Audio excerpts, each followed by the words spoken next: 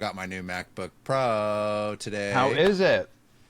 It's great. Screen is beautiful. It's got like 48 gigs of RAM. Here's the thing though, it's not actually that fun to get a new laptop. It's just a computer, and you It's open just a it, and it's your computer. screen. Yeah. There's like, It's okay, like the same Apple screen and it's pretty and it's clean. There's no like disease on the keyboard yet. right. And then I install 1Password, I sign into Apple ID, I install Dropbox, I sign into Chrome, and I'm kind of like everything's in the cloud. I remember I'd get a new computer, I'd like fuss with the settings and check everything out. Maybe when I'm doing my actual like processor intensive tasks, I'll be pretty Yeah, I excited. think when your Xcode build Yeah. launches in 10 seconds, you're like, Yeah. oh, And honestly, yeah. that's like the main reason for this. All right, we are now recording a podcast. Welcome to Product Fridays, everybody. I'm Andrew McGill. Wow, I love the energy there. I am Andrew Phelps. It's snowing outside, so I I'm cannot. a creature of winter. I'm emboldened. It's still snowing.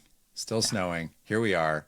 But it's warm in our hearts because we're talking about something that I'm genuinely really excited about. We told our listeners that we would be talking about our new vibe coded accounting app to put Intuit out of business per our episode last week. And we are cooking on something there, but we have breaking news, a more important product launch to talk about. And that's what I want to talk about on this episode. Your new app, Sous Chef. Yeah, our new app, Andrew Our new Company app. The first Andrew Company, thing that's out there. Right? Yeah, it 100% is. We turned it live. I turned off the wait list, I don't know, 2 days ago. Give me the 2 sentence explanation of what this app is. I'm so bad at this, but let me try. Sous Chef is a AI assistant that helps you make complicated meals more quickly, more easily, helps you be more creative in the kitchen, helps you deliver dinner on time, baby. It's pretty good. Yeah, I can do better. We're working on it. It's an AI powered cooking app that makes it easy to put dinner on the table. Well, can I tell you why I even started making a cooking app at all? Yeah, I would like the origin story, like truly from the beginning here.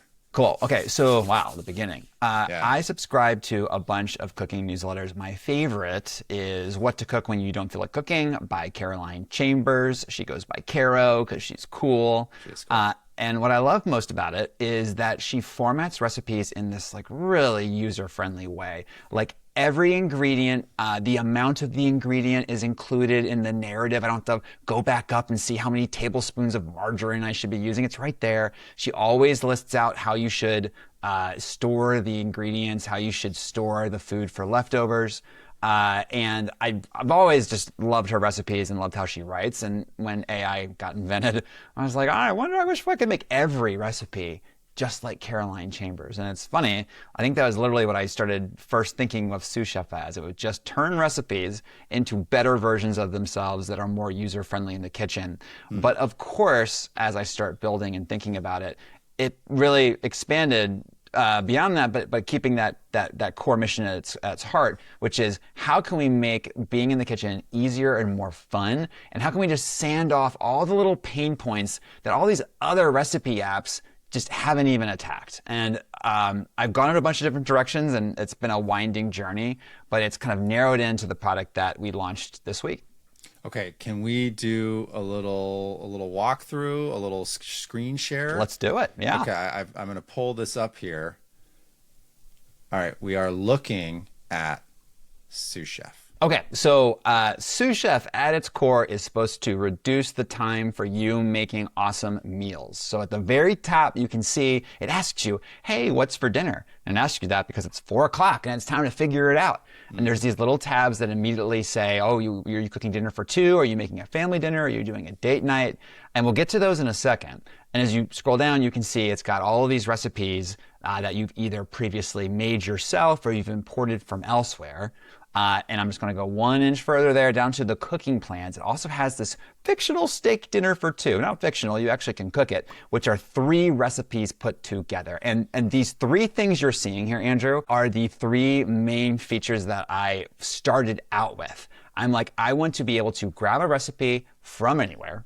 I want to be able to combine them together if I'm making more than one at once. The classic thing is if I'm making Thanksgiving dinner, I want to have one giant long cooking plan instead of trying to figure everything out in between.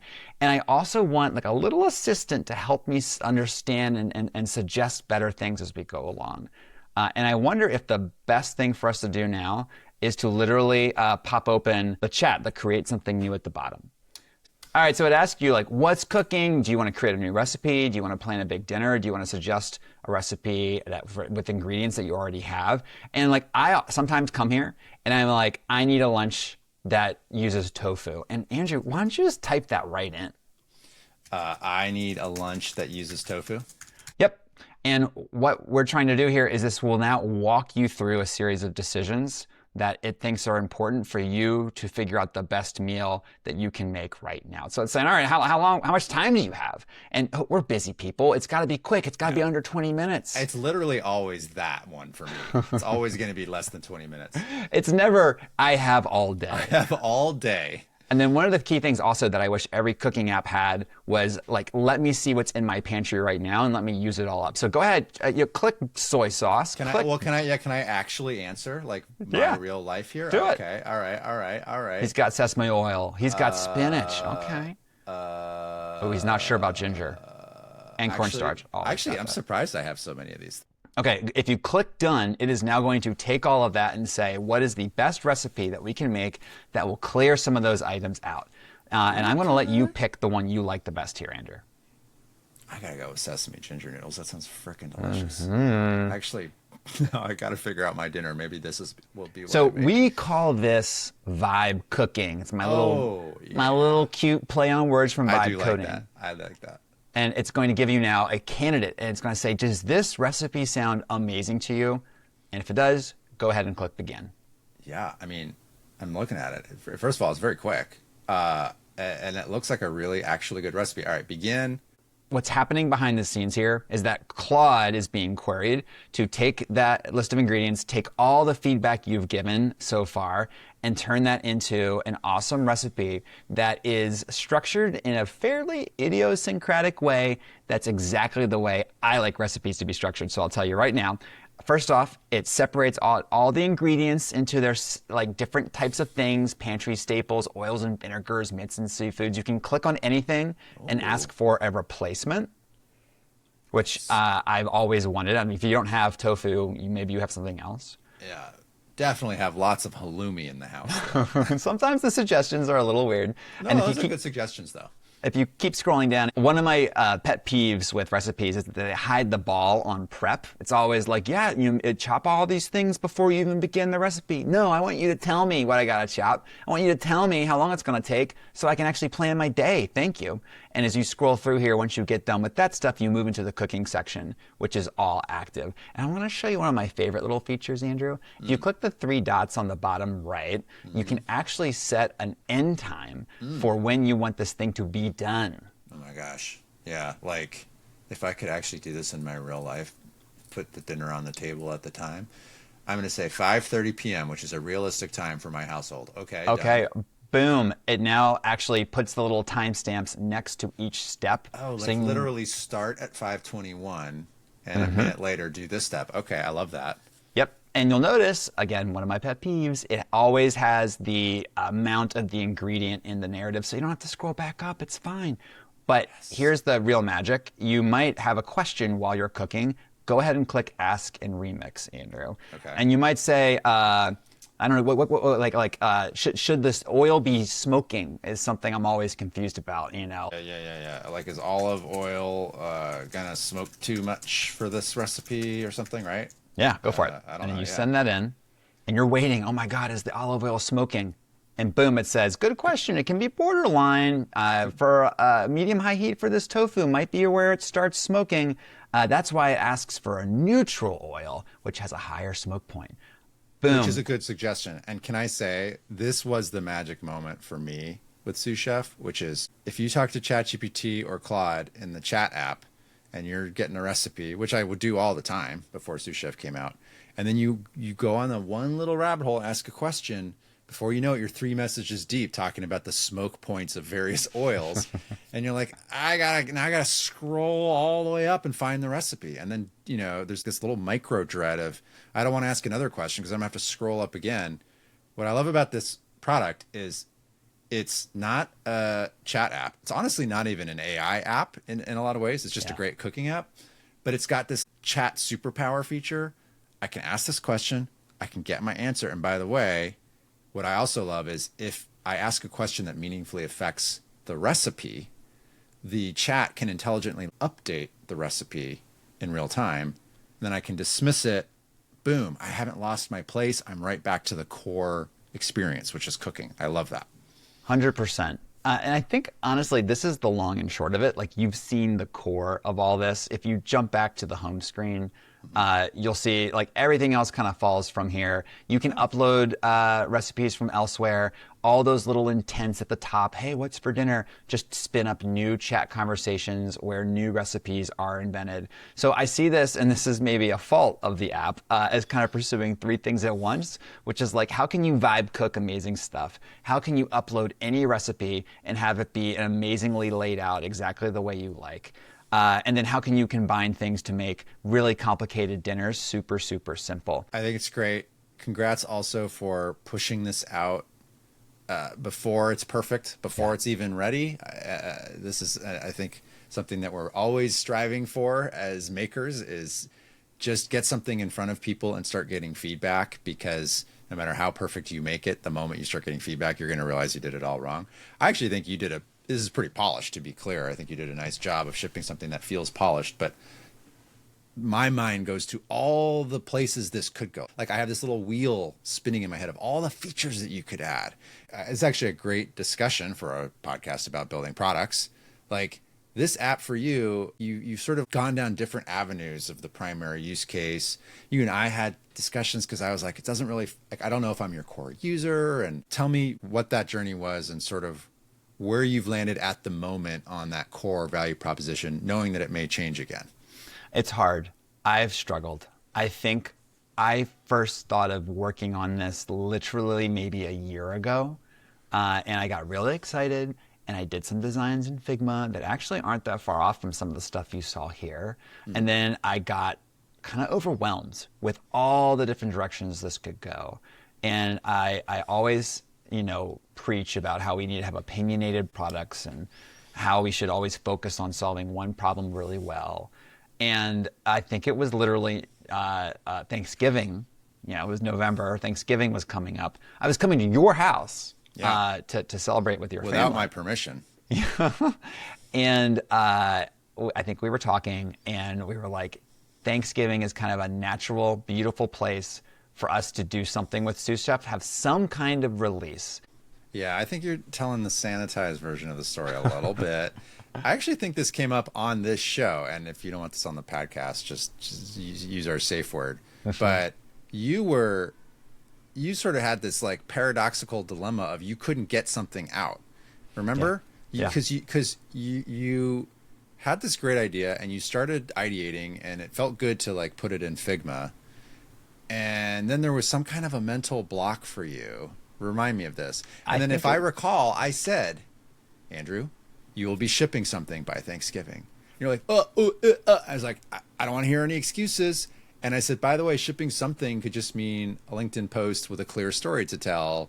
You just have to put something out there, which was a little scary at the time, if I recall, but ended up being a good thing. But remember how it was kind of a journey of making it for you?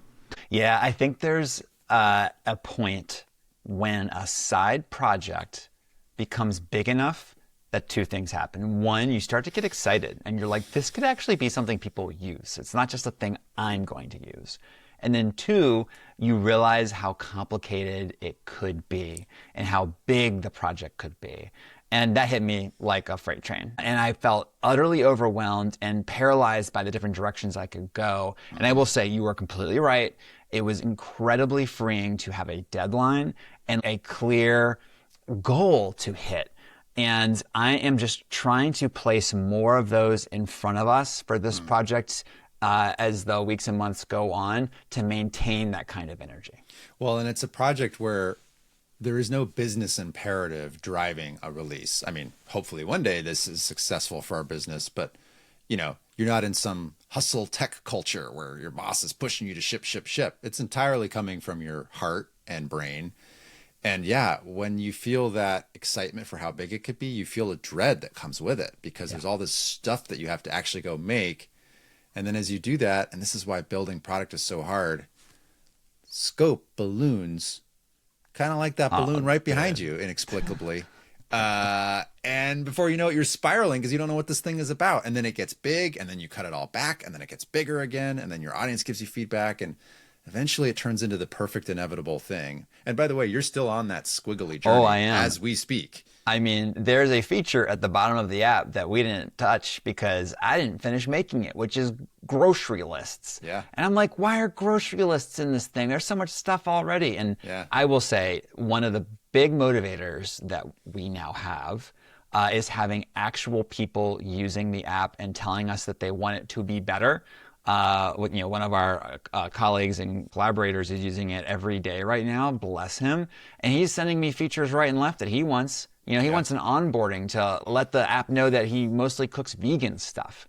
That is tremendously motivating, but you have to get there. You have to get to a place where you ship something to a small group of people. But Andrew, I want to hear your thoughts because you've been saving a lot of it for the pod. And I know you've cooked a bunch with it, and I know you have a bunch of questions and thoughts. Can you just tell me some of them? To me, the greatest unsolved problem in humanity is take the dread of figuring out what to do for dinner every single night of your life until you die. I can't believe that this is a problem that you just have to solve every single day, and everybody has it. Nobody doesn't have to solve this problem. And I want to go into a product that's like, I'm going to make it as effortless for you as possible to figure out how to get something on the table, both what you need to buy, what you need to prepare, what you need to cook. And this app lets me do that. In fact, it did it for me yesterday. I said, I'm at Whole Foods. I have no energy or time. What do I get? And it said 1 pan roasted salmon, potatoes, and I think asparagus. And I said, what about Brussels sprouts? And it was like, great. And it was legitimately delicious. And my wife was like, wow, Daddy, this is quite a presentation for Wednesday night. I was like, oh yeah, whatever.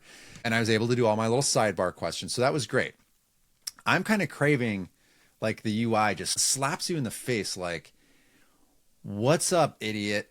I know you are dreading what to make for dinner tonight. And I don't know what that is because so you have these recipes. Yeah. Which if you want to cook that is great. And if you don't, it's just like, you just don't even notice it. Right. And then like a New York Times cooking makes total sense. It's curated. That's their whole thing. Like they're famous for the recipes and they want to showcase what Melissa Clark is making. In this case, I want to just click on a picture of like a potato or something. Does this resonate? It does. And I feel like it's kind of two things. One, and for me, most important is, we are kind of relying on basic Claude Sonnet 4.6 to come up with good recipes right now, if we're being honest. And I'm planning on improving that model and figuring out how we can get some value signals in there. I don't have 100% confidence all the time that a Vibe cooked recipe is going to be the most surprising or most revelatory meal you've ever made. I don't think it should be. You think it should? I don't think it should be. I actually think you should like lean into basic ass, like allrecipes.com, maybe not that bad, like weeknight dinners, like no revelations, no impress your wife on Valentine's Day, no dinner party. Just like, we're going to give you something different to eat every single night and it's going to be easy. Okay, so that's just me. That's just me. I'm not every user. That's resonating with me. And I will say another dad who's used this app, thank you, Tim, basically used it for your purpose as well. He's like, I need to feed my kids. And he sent me a photo of what he made. And it was like enchiladas or quesadillas. And I'm like, that is a weeknight meal that like is great. But I think I'm torn because I have like two impulses that are fighting me. One is that I secretly always wished that I had a recipe library behind this app. Like if I had the New York Times' recipe library, like vibe cooking to me is less exciting than being able to get an amazing recipe that someone has already vetted up on my screen that I can chat with and remix. Vibe cooking for me has always been a hack around the fact that I don't have that library of recipes. Whereas for you, I think you actually like That's the primary use case. That's for the me. real reason. It's not a hack. Yeah, yeah. I'm just not a recipe guy. I've never really it's never really resonated with me, but so many cooks are. Like even calling it Sous Chef, it sounds like French and fancy, and I want it to be called like Cooking Idiot. You know, I'm a foodie. I like good food. I like to make good food, but not on Wednesday night. You know, I don't know. Well, and this is the thing. I think in one part of this app is almost like a trapper keeper for your recipes. Which maybe is kind of silly. I mean, that's why I have those recipe cards on your home screen. It's like, here's your most recently uploaded recipes. Don't you want to see? And I was expecting to use the app like, okay, I'm going to import things from the New York Times and from Caroline Chambers, and I'm going to chat with them and remix them a bit. I will say one thing that I'm increasingly hungry, to add into the mix here is a social component. I kind of am curious, like what you're cooking, what you liked that you cooked. I like that. I mean, I guess at its simplest, I could always just text someone a link, and presuming that the deep link works, I could say, this was amazing, cook it. And but to surface that in the app could be really cool too. Well, and I think the fun part of the social part too, not to talk over you, is I'm curious if people would enjoy remixing recipes that their friends have done. So if you do something and I'm like, oh, Phelps did this, well, I'm going to do it, but I'm going to add some, some cumin. Let's get some cumin up in there. Yeah, however you say it. No one's confident about how to pronounce that one. Well, and that's a little bit at odds with my Cooking Idiot, because the more sous chef-y, like real recipes, people who love to cook, people who like talking about the cook, maybe those people aren't sharing like vibe code. Like there's a negative interpretation, which is, oh, this is AI slop, and why am I going to share that with my friends? I think we have to hit the slop question pretty hard at some point, because I think that will be the number one reason people don't want to use Sous Chef.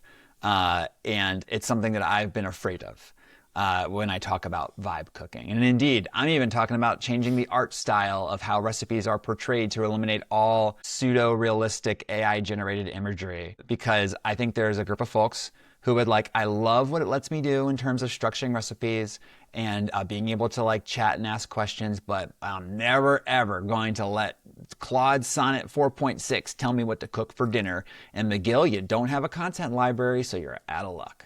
I roll my eyes a little bit at those people, as you know, but I don't dismiss it out of hand. They are people who are saying that computers are taking the art out of our lives, and cooking is art and a creative act, and uniquely reflects the people that put the recipes together. Fine.